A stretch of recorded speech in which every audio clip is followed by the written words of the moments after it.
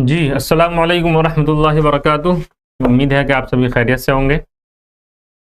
आज हम तारीख़ की इस क्लास में शुरू करने जा रहे हैं लेसन नंबर 6। लास्ट क्लास में आपने पढ़ा था लेसन नंबर 4, जिसमें हमने पढ़ा था वैदिक दौर के बारे में। उसके बाद का ज़माना फिर शुरू हुआ था जो लेसन नंबर 5 में था। जो लेसन नंबर 5 है वो है आपके सिलेबस में जनपदों से सल्तनत तक। ठीक है, आपने वैदिक दौर में 600 कबल मसीह तक का ज़माना पढ़ लिया था।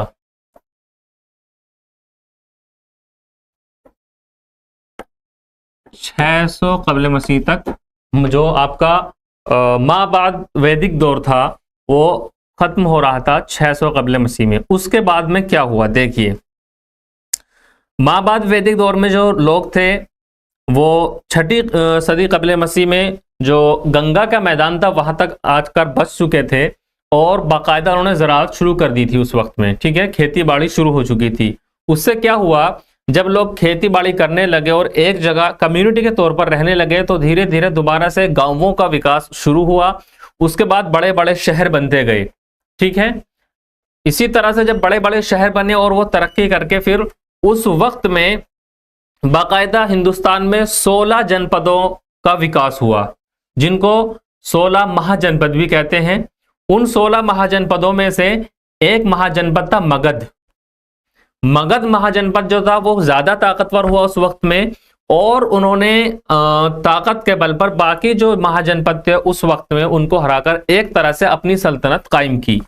मगध में ही जो मगध सम्राट, जो मगध महाजनपद है उसी में एक राजा थे अशोक के नाम से, जो काफी ज्यादा फेमस हुए, अशोक। ठीक है, और उसी जमाने में जो हिंदुस्तान में आप हिंदू मजहब के अलावा बाकी जो दो मजहब आप देखते हैं, जैन मजहब और बुद्ध मजहब, इन दोनों का विकास भी इसी जमाने में हुआ। ठीक है, यह था आपके तकरीबन मैंने लेसन नंबर 5 का एक समरी के तौर पर आपको बताया है। इसके बाद आता है मौर्याई जमाना। ये जो अशोक वगैरह थे ये सब मौर्य है। फिर मौर्य के बाद का जमाना आता है मौर्याई अहद के बाद का जमाना, लेसन नंबर 6 जो आपकी किताब के अंदर है। ठीक है, तो हम ये शुरू करने वाले हैं आज। चलिए देखिए, जो मैंने लेसन नंबर 5 के बारे में बताया था, क्योंकि वो टीएमए में है इसलिए इस वजह से हम उसकी क्लास नहीं कर पा रहे हैं, डायरेक्ट हम लेसन नंबर 6 पर आते हैं। पिछले बाब में मौर्य सल्तनत के बारे में जो पढ़ा, जो बर्रे सगीर हिंद के एक बड़े इलाके में फैली हुई थी और जदीद अफगानिस्तान के कंधार इलाका भी उस शामिल। जो मौर्य साम्राज्य था, जो मौर्यन डायनेस्टी थी, वो आपका हिंदुस्तान में यानी नॉर्थन हिंदुस्तान में, शुमाली हिंदुस्तान में, वहां से लेकर अफगानिस्तान का जो कंधार का इलाका है वहां तक फैली हुई थी।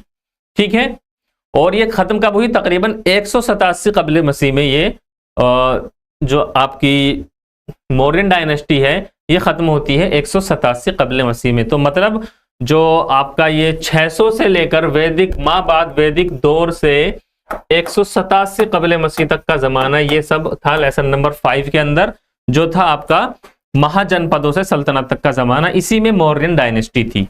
ठीक है, तो इस लेसन में जो हम पढ़ने वाले हैं, इस लेसन में हम 200 कबल मसीह से लेकर 300 ईस्वी तक, अब देखिए 200 कबल मसीह से लेकर 300 कबल मसीह नहीं बल्कि 300 ईस्वी तक का जमाना, तो कितना हुआ ये 500 साल का जमाना हम इसके अंदर पढ़ने वाले हैं। ये जो आप इस लेसन में पढ़ेंगे 200 कबल मसीह से लेकर 300 ईस्वी तक। ठीक है, 200 कबल मसीह, उसके बाद 100, फिर 0 ईस्वी, फिर पहली ईस्वी, और उसके बाद जैसे 300 ईस्वी, तो ये टोटल बैठते हैं आपके 500 साल। इन 500 सालों में हिंदुस्तान में किस तरह की रियासत थी, किस तरह का समाज था, नॉर्थन हिंदुस्तान में किस तरह की सल्तनतें थी, और जो आपका जुनूबी हिंदुस्तान है, साउथर्न हिंदुस्तान, उसमें किस तरह की सल्तनतें थी और कैसा समाज था, कैसी मईशत थी, कौन से मजहब थे, ये सब हम इस लेसन के अंदर देखने वाले हैं। चलिए शुरू करते हैं। ये देखिए, जब मौर्यन चले जाते हैं यहां से, तो जब मौर्यन एम्पायर खत्म हो जाता है 187 कबल मसीह में, तो कुछ अलग अलग डायनेस्टी अलग अलग इलाकों में अपना साम्राज्य कायम कर लेती हैं। उनमें कुछ डायनेस्टी हैं, जैसे शुंग है, एक शुंग डायनेस्टी। ठीक है। शुंग के बाद एक आते हैं कुषाण, ठीक है। ये हिंदी वर्ड्स हैं सब। शुंग ये आप यहां देख सकते हैं, ये वर्ड है हिंदी में। एक होते हैं यहां कुषाण, ठीक है। इनकी भी एक बहुत बड़ी सल्तनत कायम हुई थी हिंदुस्तान में। 200 कबल मसीह से 300 ईस्वी के बीच की बात हम कर रहे हैं ये। और ऐसे ही कुषाणों के अलावा एक सल्तनत थी शाक्य, इनकी भी एक यहां सल्तनत कायम हुई थी हिंदुस्तान के अंदर, शाक्य, ठीक है। और इसके इन रियासतों में बहुत बड़े बड़े राजा भी हुए, जैसे एक का नाम है कनिष्क, ठीक है। इसका नाम आपने सुना होगा, कनिष्क का, बहुत मशहूर राजा हुए थे, बौद्ध मजहब के मानने वाले थे ये, ठीक है। और फिर दक्कन जो मतलब जुनूबी हिस्सा हिंदुस्तान का, वहां के कुछ सल्तनत थी, जैसे सप्तवाहन वंश एक, ठीक है। ये कृष्णा और गोदावरी नदी के बीच बसे हुए थे, ठीक है। और साउथ में भी कई सारी डायनेस्टी हैं, वो भी हम इस लेसन के अंदर पढ़ेंगे। तो हम शुरू करते हैं शुंग वंश से। शुंग, एक थोड़ा इसका इंट्रो देख लीजिए जी।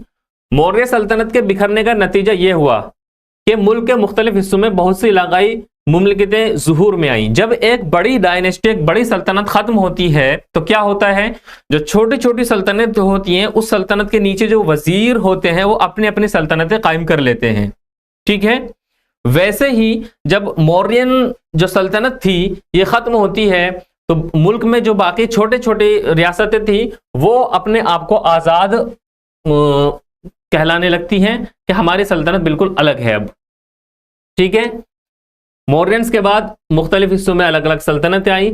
साथ ही साथ हमें मरकजी एशिया और मगरबी चीन के लोगों के मुख्तलिफ ग्रोहों के हमलों की शहादत मिलती है। इसी दौरान बाहर से भी हमले होते हैं हिंदुस्तान पर, ठीक है। कहां से, खासकर सेंट्रल एशिया यानी मरकजी एशिया और वेस्टर्न चाइना, यहां से हमले होते हैं हिंदुस्तान पर। ये हिंदी यूनानी कदीम सेथिया, तुरान या शाक्य, पार्थियन या पल्लव और कुषाण थे। जो हिंद यूनानी जो सेंट्रल एशिया से आए थे, ये कौन लोग थे, शाक्य, पार्थियन, पल्लव और कुषाण, ठीक है।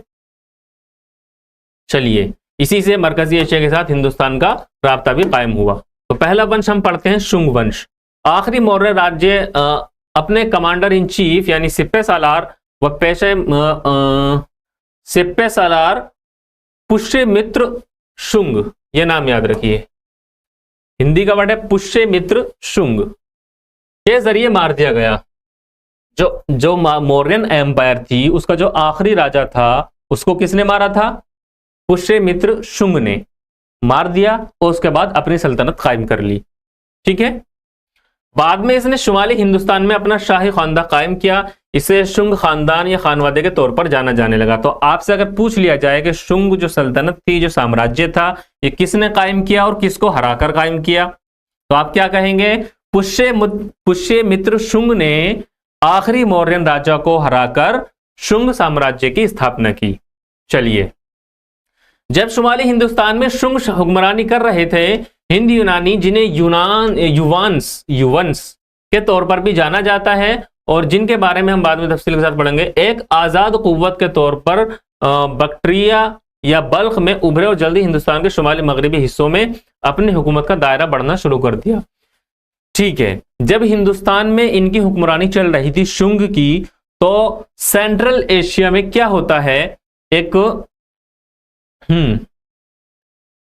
आजाद कुव्वत बैक्टीरिया जिसको बोलते हैं, ये उभर कर आती है और अपना हुकूमत का दायरा बढ़ाने लगती है हिंदुस्तान की तरफ भी, ठीक है।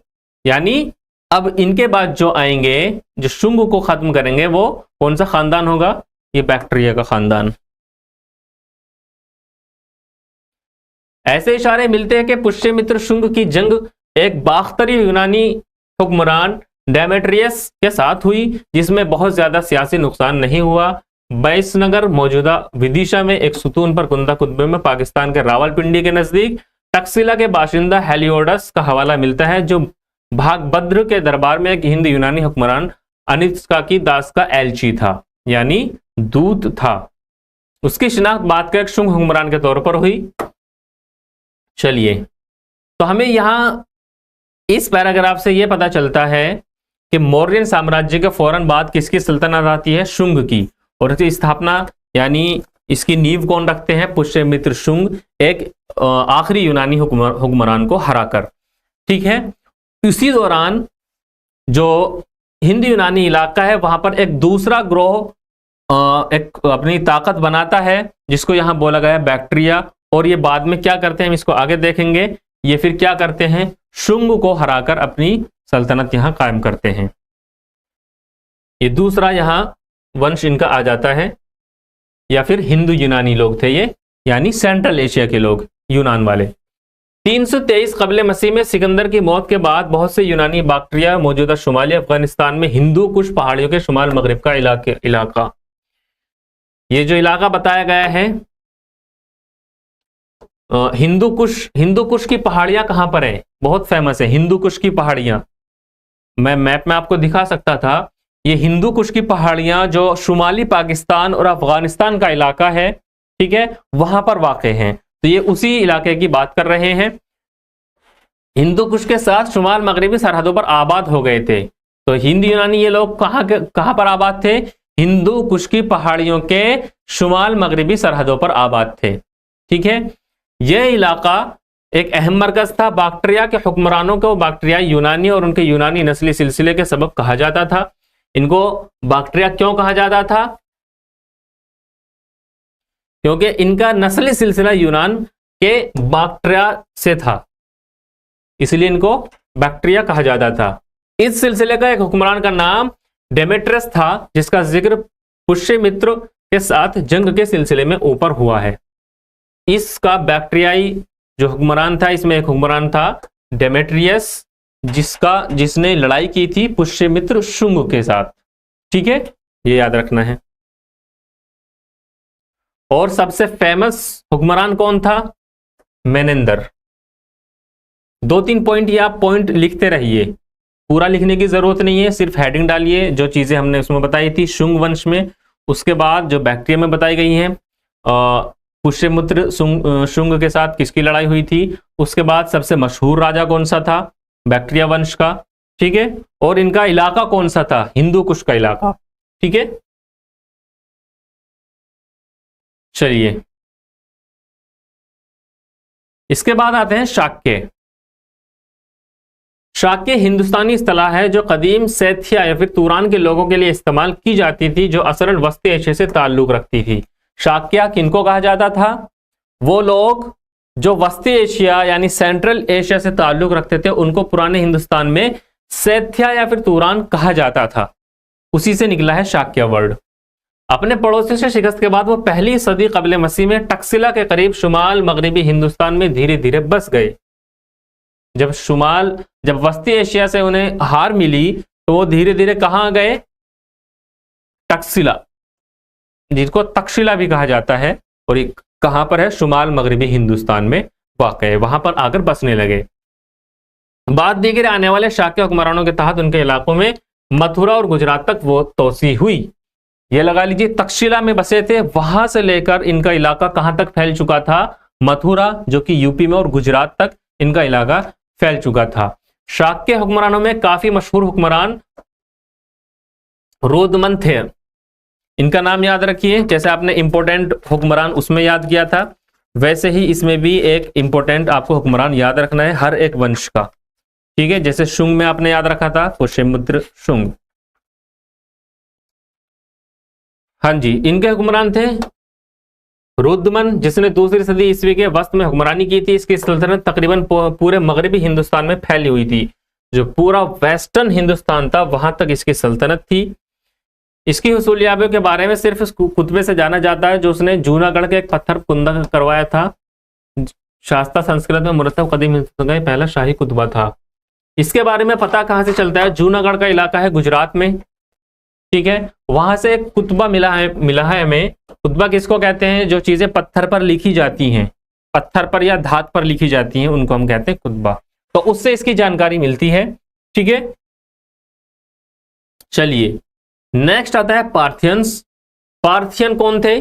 ईरानी निजात थे और शाक्यों के साथ मजबूत सकाफती रिश्ते के सबब इन ग्रोहों का हवाला शाक्य पहलू के तौर पर किया जाता है। यानी जब यहाँ हुक्मरानी थी शाक्यों की, उसी वक्त में पार्थियंस जो थे ये ईरानी थे और जो इंडियन शाक्य थे इनके साथ अच्छे इनके रिश्ते थे। पाकिस्तान के शुमाल मगरबी इलाके में पार्थियन हुकूमत के बारे में एक अहम कुतबे से पता चलता है। यानी पाकिस्तान के शुमाल मगरबी इलाका, शुमाल और मगरब यानी अफगानिस्तान वाला इलाका, वहां से एक कुतबा मिला है, उससे हमें पता चलता है कि इनकी हुकूमत थी। यह मशहूर तख्त शाही कुतबा पेशावर के नजदीक मिर्दान से दरियाफ्त हुआ है। 45 ईस्वी के इस कुतबे में पार्थियन हुक्मरान के गोंडोफेरियन या गोंडफेरस का हवाला मिलता है। कुछ अदबी जराई इसे सेंट थॉमस से वाबस्ता करते हैं, जिसके बारे में कहा जाता है कि उसके जरिए राजा और उसके भाई दोनों का मजहब ईसाइयत में तब्दील हुआ था। ये देखिए ईसाइयत आ गई अब यहाँ पर, इससे पहले आपने ईसाइयत नहीं सुनी थी। अब जमाना देखिए कौन सा है, बात कर रहे हैं 45 ईस्वी की, यानी हजरत ईसा अलैहिस्सलाम के बाद का जमाना।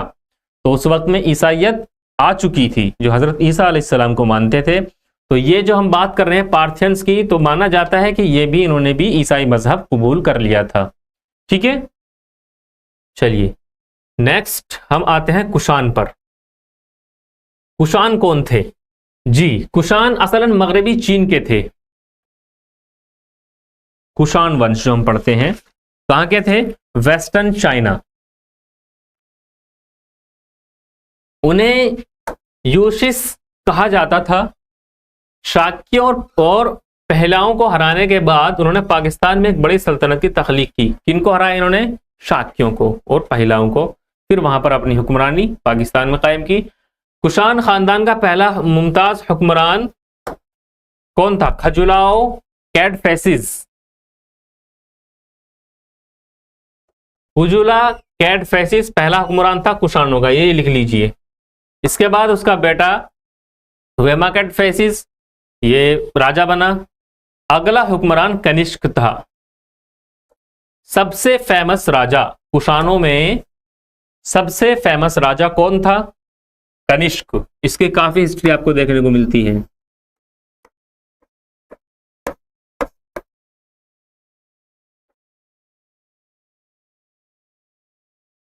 तो आपसे सवाल पूछ लिया जाता है एक नंबर में, कनिष्क कौन से वंश का राजा था? कनिष्क कौन से वंश से था? कुषाण में से। ठीक है, या फिर ऐसे पूछ लिया जाएगा कि कुषाणों में सबसे फेमस राजा कौन था? वो कौन था? कनिष्क। इसने 78वीं ईस्वी में शाही इख्तिदार हासिल किया। टाइमलाइन भी देखते जाइए, धीरे धीरे आगे बढ़ रहे हैं हम। अब कबले मसीह से हम ईस्वी में आ चुके हैं। ठीक है, लास्ट आपने पढ़ा था 45 ईस्वी में। जो पार्थियंस थे वो 45 ईस्वी की हम बात कर रहे थे। कुषाण जो था, कनिष्क जो था कुषाणों में, वो था 78 ईस्वी में। 78 ईस्वी में राजा बने थे और एक नए कैलेंडर की शुरुआत की, जिसे अब समित कहा जाने लगा, कनिष्क संवत। यह कनिष्क का दौर था जब कुषाण सल्तनत की इलाकाई हदें अपने कमाल पर पहुंची थी। उसकी सल्तनत वस्ती एशिया से शुमाली हिंदुस्तान तक वसी थी और उसमें वाराणसी उत्तर प्रदेश के कौशाम्बी सरस्वती शामिल थे। ये देखिए कितना बड़ा इलाका था। कनिष्क क्यों सबसे ज्यादा फेमस हुआ? क्योंकि इसके जमाने में कुषाणों का सबसे बड़ा साम्राज्य हुआ करता था।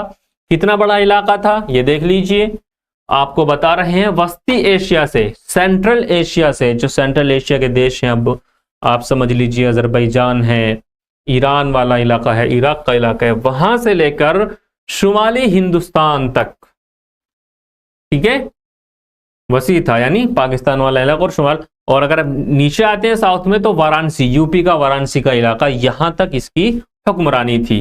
कनिष्क की हुक्मरानी इस हकीकत में पिन्हा थी कि उसने वस्त एशिया के इलाके को शुमाली हिंदुस्तान के साथ एक वाहिद सल्तनत में शामिल कर दिया था।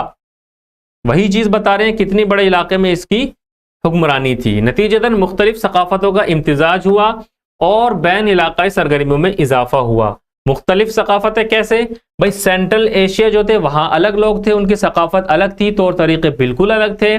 फिर आ जाते हैं अफगानिस्तान का इलाका, वहां पठान थे, उनकी सकाफत अलग थी, पाकिस्तान की अलग थी। फिर हिंदुस्तान में आते हैं तो यहाँ गंगा जमुनी जो उस वक्त में यहाँ लोग रहा करते थे, गंगा जमुना के मैदानों में, यहाँ की सकाफत अलग थी। तो कई सारी सकाफतों को एक साथ यहाँ इनका संगम देखा गया कनिष्क के जमाने में।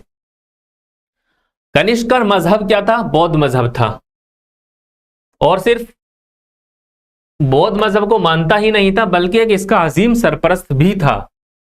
ठीक है, इसने बाकायदा जो उस वक्त में बौद्ध मजहब की एक काउंसिल हुआ करती थी वो भी करवाई कनिष्क ने। कहां पर करवाई? उसने कुंडल वन, मौजूदा इलाका कौन सा है? उस वक्त का नाम था कुंडल वन। अब ये इलाका कहां है? हिरवान, यानी श्रीनगर और जम्मू कश्मीर का जो इलाका है श्रीनगर में, वहां पर एक बौद्ध मजहब की बाकायदा इन्होंने सभा कराई थी।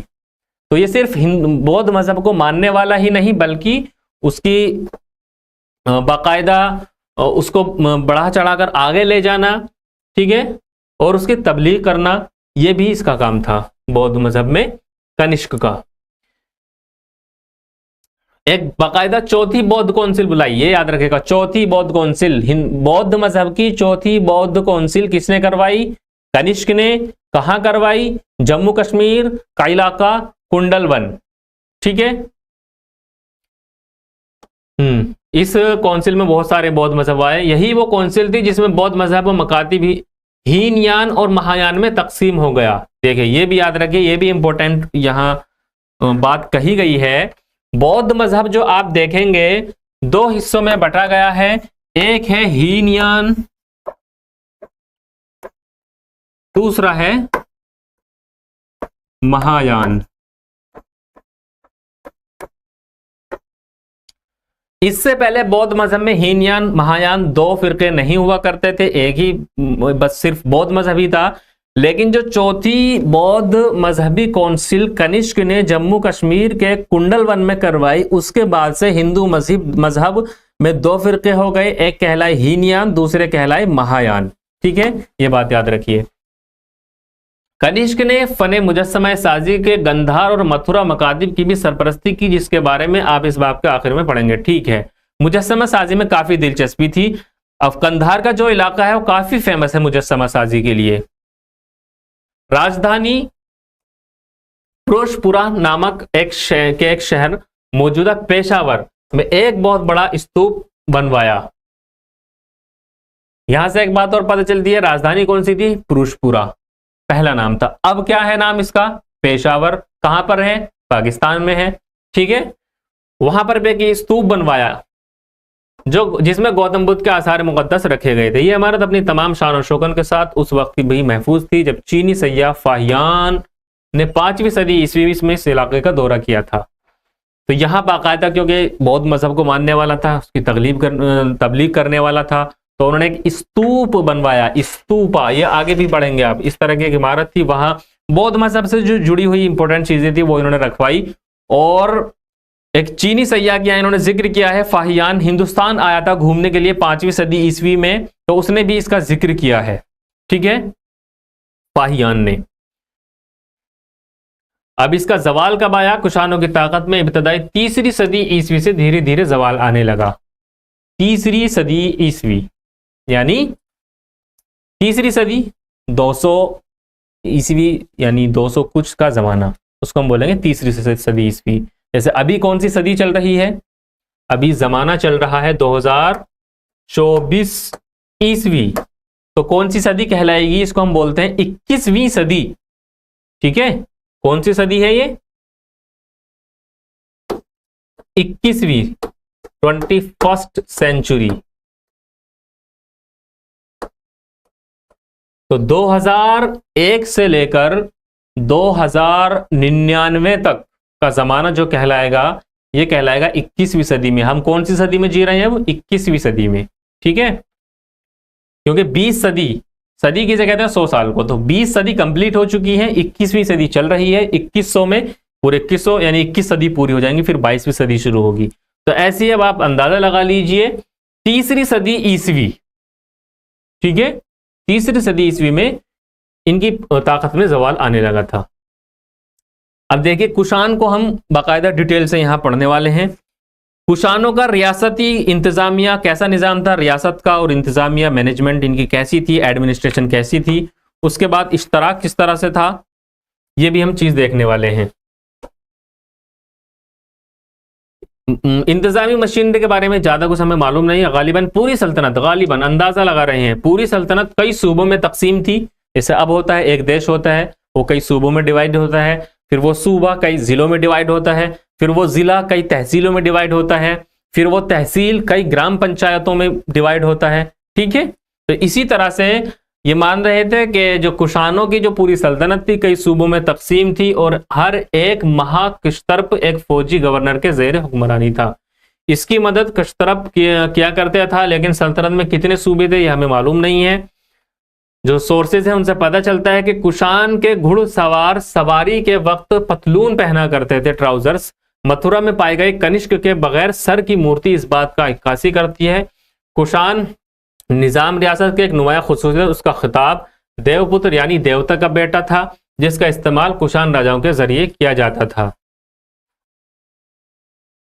इससे कुशान राजाओं के जरिए देवताई होने का दावे का इशारा मिलता है, यानी वो मानते थे कि जो राजा होता है वो देवता का रूप होता है, ये माना करते थे कुशान।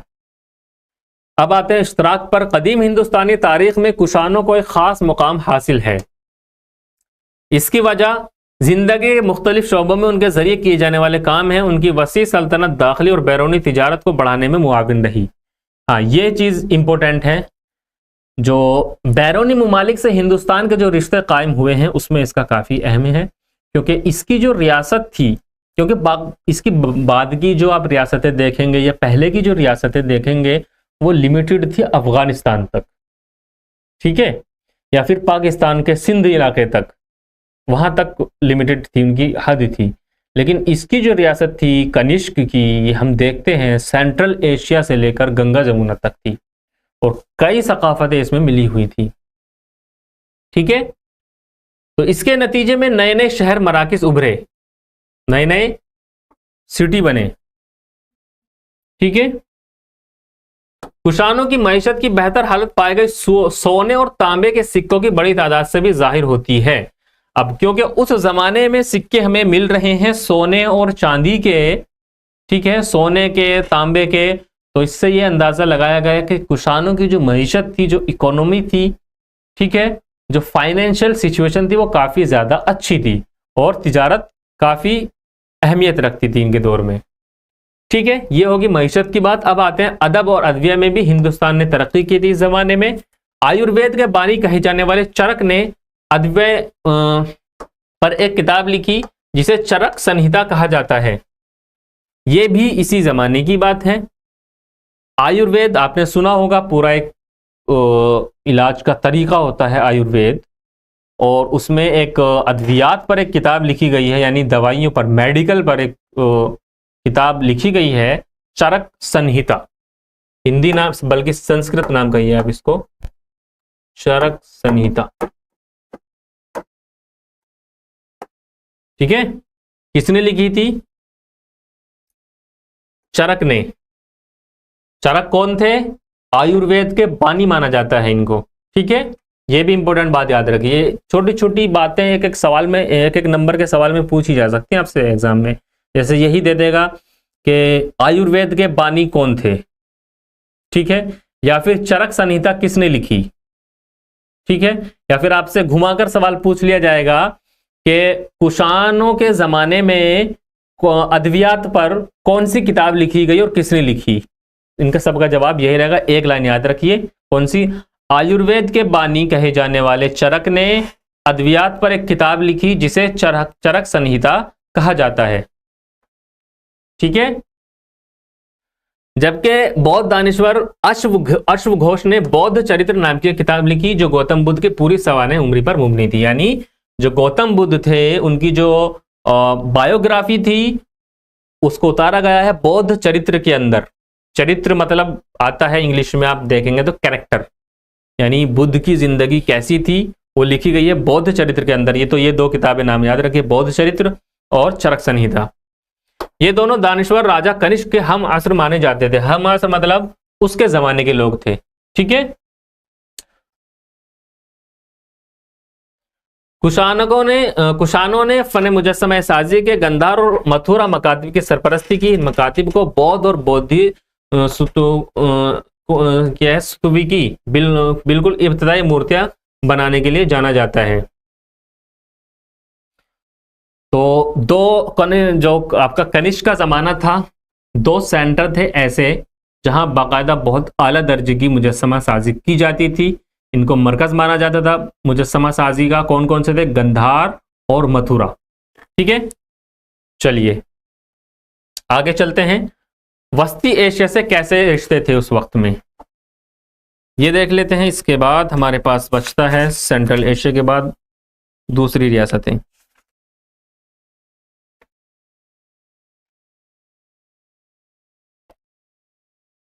बैक्टेरियन कौन थे? यूनानी थे। ठीक है, और शाक पहलू का हिंदुस्तान पर हमला, उसके बाद कुशानों के तहत वस्ती एशिया के साथ एक सियासी रवाबित का नतीजा उन 2 खत्तों के दरमियान गहरी सकाफती इम्तिजाज की सूरत में बरामद हुआ। यानी पहले जो सेंट्रल एशिया के लोग थे उन्होंने हमला किया, उसके बाद बाकायदा कुशानों का वहां पे हुक्मरानी हो गई सेंट्रल एशिया में। ये गैर मुल्की गिरोह धीरे धीरे अपनी गैर मुल्की शनाख्त को खोने लगे और क्षत्रियों की निचली हैसियत में ब्राह्मणी समाज में समो गए। क्षत्रिय कौन से थे? जो दूसरे दर्जे के थे, ब्राह्मणों से नीचे। ठीक है, उनमें से बहुतों ने बौद्ध मजहब इख्तियार कर लिया क्योंकि उस वक्त में काफी ज्यादा बोलबाला था बौद्ध मजहब और जैन मजहब का।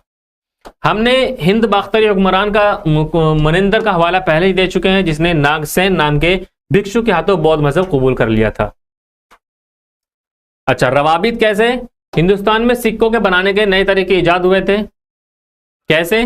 जब वो वस्ती एशिया से उनके कांटेक्ट हुए तब। आम पंच मार्का सिक्के जो शुरू में इस्तेमाल किए गए थे, उनकी जगह धीरे धीरे नफीस यूनानी तर्ज के सिक्कों ने ले ली। यानी उसमें भी डेवलपमेंट हुआ, सिक्का साजी में भी, जो हुक्मरान से मंसूब बातों और उसके शबीह पर मुश्तमिल थे।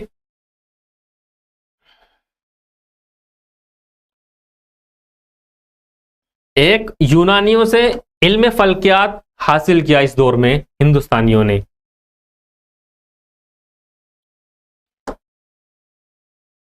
यौन आचार्य के तौर पर दिया गया है क्या चीज? ये देखिए, इब्तदाई हिंदुस्तानी फल्कियात या अदब तख्लीकात में यूनानी माहिरानी फल्कियात के इक़्तिबास बार बार पेश किए गए हिंदुस्तानियों के लिए। जायचे बनाने का फन भी सीखा।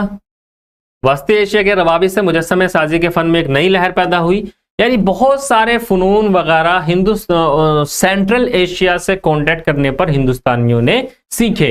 सिक्कों में भी बेहतरीन डेवलपमेंट हुआ और बाकी इल्म फल्कियात में, ठीक है, वैसे ही जायचे बनाने सीखे और वैसे ही मुजस्समा साजी भी बेहतर हुई। ठीक है, वही फिर एग्जाम्पल दिया गया है कंधार और मथुरा का। ये देखिए, यहां मैप दिया गया है सेंट्रल एशियन कॉन्टेक्ट्स 200 कबल मसीह से लेकर 300 ईस्वी तक। ठीक है, कहां तक इलाका था इसका? ये देखिए, कंधार का इलाका आपको दिखाई दे रहा होगा। इस वक्त के हिसाब से ये बाउंड्री है इंडिया की, तब आप थोड़ा अंदाजा लगा पाएंगे कौन सा इलाका कहां है। ये आपका शुमाली मगरबी हिंदुस्तान का इतना हिस्सा आपको दिखाया गया है। ठीक है, ये पंजाब का इलाका, और इधर अब देखें तो ये पाकिस्तान आ गया है। तो ये इलाका था उस टाइम में कुशानों का, सेंट्रल एशिया। ये पूरा एशिया, सेंट्रल एशिया आ गया, यहाँ अरिया आ गया। ठीक है, इसके बाद बैक्टीरिया जिनका हम जिक्र कर रहे थे बार बार, बेमियान, ये सब कहाँ के थे? फरगना। ये नाम भी याद रखिए, आपको आगे ये नाम दोबारा से आपको सुनाई देगा। और फरगना ये मुगलों के दौर में भी यहाँ से एक राजा आया था, उसके बारे में भी उसका, बल्कि ये जहाँ जो पैदाइशी इलाका है वो फरगना ही है। इसके बाद गंधारा, जिसको आप बोलते हैं कंधार, अफगानिस्तान का इलाका, और वैसे ही तक्षशिला। ठीक है, तो इस तरह से सेंट्रल एशिया से राब्ते कायम थे हिंदुस्तान के 200 कबल मसीह से लेकर 300 ईस्वी के बीच में। अब देखते हैं, ये बात हो रही थी अभी तक हमारी शुमाली और मगरबी हिंदुस्तान की, यानी वही अफगानिस्तान, पाकिस्तान और शुमाली मगरबी हिस्सा हिंदुस्तान का, गंगा जमुना तक का इलाका, यहाँ तक किया, इसमें गुजरात राजस्थान वाले इलाके आ जाते हैं। अब चलते हैं हम उड़ीसा और दक्कन की तरफ, वहां कौन सी रियासतें थी। ठीक है, अभी तक हम सिर्फ शुमाली हिंदुस्तान का हिस्ट्री पढ़ रहे थे। अब चलते हैं उड़ीसा और दक्कन। देखिए, अशोक की जो सल्तनत थी वो सिर्फ शुमाल में नहीं बल्कि उड़ीसा और जो कलिंग का युद्ध हुआ था वो उड़ीसा के इलाके में ही हुआ था, बल्कि दक्कन तक इसकी सल्तनत थी। उसने एक खोंडेश जंग के जरिए कलिंग पर फतह हासिल की। ये काफी ज्यादा इंपॉर्टेंट जंग हुई थी, कलिंग की जंग। इसके बाद अशोक ने बिल्कुल मना कर दिया था हथियार उठाने के लिए कि हम जंग नहीं करेंगे, क्योंकि इस जंग में काफी ज्यादा तादाद में लोग मारे गए थे। इस वजह से जब उसने बाद में देखा कि कितना नुकसान हुआ है जान और माल का, उसके बाद अशोक ने कसम खा ली थी कि अब हम युद्ध नहीं करेंगे। तो इस वजह से कलिंग का युद्ध काफी ज्यादा फेमस है, जिसमें जानो माल का जबरदस्त नुकसान हुआ था। इन खत्तों में मौर्य हुक्मरानी का नतीजा था कि इसके जवाल के बाद हमें हिंदुस्तान की तारीख में पहली बार कलिंग और दक्कन की मुमलिकतों का ज़हूर देखने को मिलता है। कलिंग कौन था? अशोक के बाद कलिंग का इलाका, अशोक के बाद कलिंग मौजूदा उड़ीसा, मैंने बोला ना उड़ीसा में ये इलाका है कलिंग, छेदी शाही खानवादे के राजाओं के हुक्मरानी के तहत काफी अहम बन चुका था। कौन से शाही खानदान थे यहाँ? छेदी। बदकिस्मती से खरावेल के अलावा इस खानदान के दीगर राजाओं के बारे में हमारे पास कोई मालूमात नहीं है। इसकी हुसूलिया भी कोई कुतबे पर दर्ज किया गया है। इसे हाथी गुफा कुतबा के नाम से जाना जाता है। ये उड़ीसा में भुवनेश्वर के करीब उदयगिरी पहाड़ियों में वाक़ है। इस कुतबे का नाम इसलिए पड़ा कि कुतबे के करीब के पत्थर पर एक हाथी की शबीह कुंदा है। हाथी गुफा एक कुतबा मिला है, उससे हमें इनके बारे में पता चलता है, छेदी और खरावेल के बारे में। ठीक है, क्या पता चलता है? वो जैन मजहब का पैरोकार था और अपने पड़ोसियों के खिलाफ उसने काफी जंगें लड़ी। इसका दौर हुकूमत शायद पहली सदी कबले मसीह था, कलिंग। ठीक है, फिर एक वंश के बारे में और पढ़ते हैं हम, सातवाहन वंश। इसको सतवाहन वंश भी बोला जाता है जी।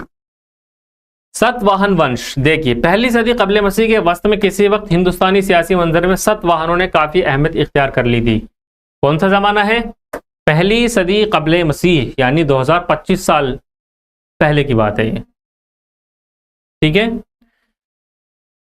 गौती पुत्र सताकर्णी पहली सदी ईस्वी को सतवाहन हुक्मरानों में सबसे अजीम समझा जाता है। मगरबी हिंदुस्तान के शाक्य हुक्मरान नहापान को हराकर सतवाहन अमलदारी को वसत देने का सहारा जाता है। सतवाहन का सबसे फेमस हुक्मरान गौतीपुत्र सताकर्णी।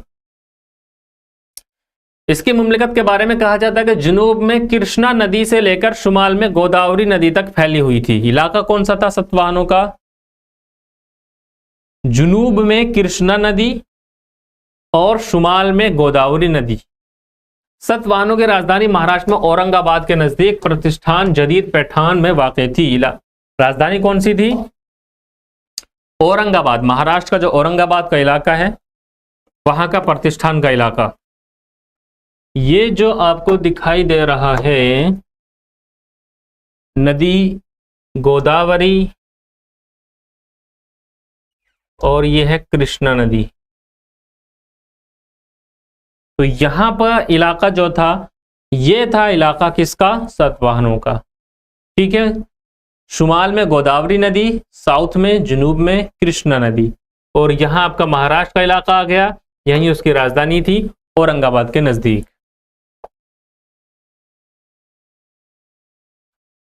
तीसरी सदी ईस्वी की पहली चौथाई में सतवाहन मुमलिकत का नाम और निशान मिट गया। कब मिट गया? तीसरी सदी ईस्वी की पहली चौथाई में। तीसरी सदी ईस्वी मतलब तकरीबन 200-300 साल का इनका जमाना था।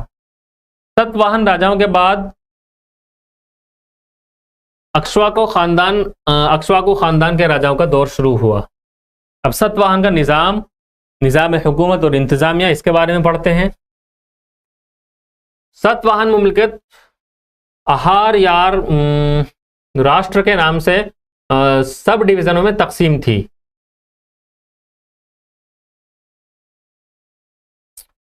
जी, क्या नाम था? आहार या फिर राष्ट्र। ठीक है, सब डिवीजन में तकसीम थी। इंतजामिया की सबसे निचली सतह ग्राम थी, जो आज भी होती है ग्राम पंचायत, जो ग्रामिका के ज़ेर निगरानी हुआ करती थी, और भी अहदेदार थे जिन्हें अमात्य कहा जाता था, जो शायद वजीर या राजा के सलाहकार हुआ करते थे। ये अमात्य वगैरह ये बाकायदा, जब क्योंकि देखिए हम बात करें महाराष्ट्र के इलाके की, वहाँ आज भी ये वर्ड यूज होते हैं। और अगर हम हिस्ट्री पढ़ेंगे तो थोड़ा और आगे आएंगे तो वहाँ शिवाजी वगैरह की जो हिस्ट्री पढ़ेंगे उसमें भी ये वर्ड देखने मिलते हैं। अमात्य वगैरह कहाँ इस्तेमाल हुआ करते थे, क्या ओहदे इनके हुआ करते थे। ठीक है। नकद और जिन्स दोनों में ही आमदनी वसूल की जाती थी। सतवाहन राजा हिंदुस्तान की तारीख के पहले राजा थे जिन्होंने मजहबी वस्फ हासिल करने के लिए बौद्धों और ब्राह्मणों को टैक्स से मुबर्री जमीनी अतियात दिए। ठीक है। इन्होंने जो ब्राह्मण थे और जो बौद्ध मजहब के लोग थे उनको बाकायदा अतियात गिफ्ट किए। बाद के जमानों में रिवाज काफी अहम हो गया। सतवाहन राजाओं के बारे में दावा किया जाता है कि वो ब्राह्मण थे और ये उनका बुनियादी फर्ज था कि वो वर्ण के निज़ाम यानी समाजी साख्त के 4 सतही तकसीम को बरकरार रखें। वो जो 4 सतही तकसीम चली आ रही थी माँ बाद वैदिक दौर से, वो अब तक चली आ रही है। याद रखिए, जो आपका सातवाहन वंश के जो हुक्मरान थे ये भी इसको कायम रखे हुए थे क्योंकि ये खुद ब्राह्मण है ऐसा कहा जाता था। ठीक है। चलिए, सतवाहन और कुषाण सल्तनतें, ये देखिए, ये आपका गंधर्व वलय का कनिष्क एम्पायर, कनिष्क के बारे में मैंने बोला था, सेंट्रल एशिया से शुमाल मगरबी हिंदुस्तान तक का इलाका कनिष्क के अंडर था। और यहां फिर आते हैं सातवाहन वंश। ठीक है। आज की क्लास यहीं समाप्त करते हैं। इसके बाद 2-3 टॉपिक इस लेसन में आपके रह जाएंगे। सातवाहन हमारा हो चुका है। इसके बाद तिजारती और कॉमर्शियल सरगर्मियां, फन और फन तामीर, राजा तकरीबन ख़त्म हो चुके हैं। सिर्फ उनके दौर में कैसी तामीर थी, आर्किटेक्चर कैसा था, क्या क्या चीज़ें बनवाई गई थी, और जी कॉमर्शियल चीज़ें कैसी थी। ठीक है, ये चीज़ हम पढ़ेंगे। उसके बाद नेक्स्ट चैप्टर हमारा शुरू होगा। चलिए, इस सवाल का जवाब दीजिए। सतवाहनों के राजधानी का नाम बताइए। राजधानी कहाँ थी सातवाहनों की? अभी मैंने आपको बताया था।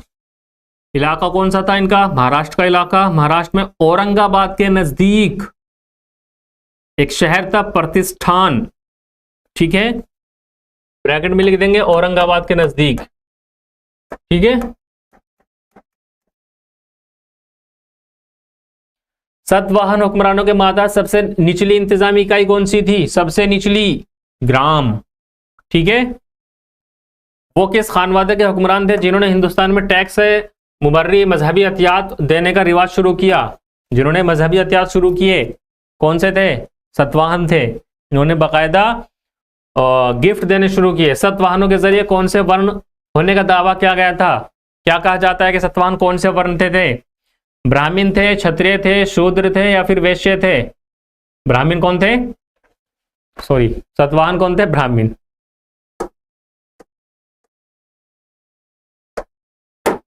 चलिए, नेक्स्ट क्लास में इंशाल्लाह हम तिजारती और कॉमर्शियल सरगर्मियां इस दौर की हम शुरू करेंगे। माँ बाद मौर्याई दौर में कैसी सरगर्मियां होती थी, किस तरह की इमारतें बनी, क्या क्या चीज़ें वजूद में आई नई, ये चीज़ हम इंशाल्लाह नेक्स्ट क्लास में देखेंगे। चलिए, ठीक है। अस्सलाम वालेकुम व रहमतुल्लाहि व बरकातहू।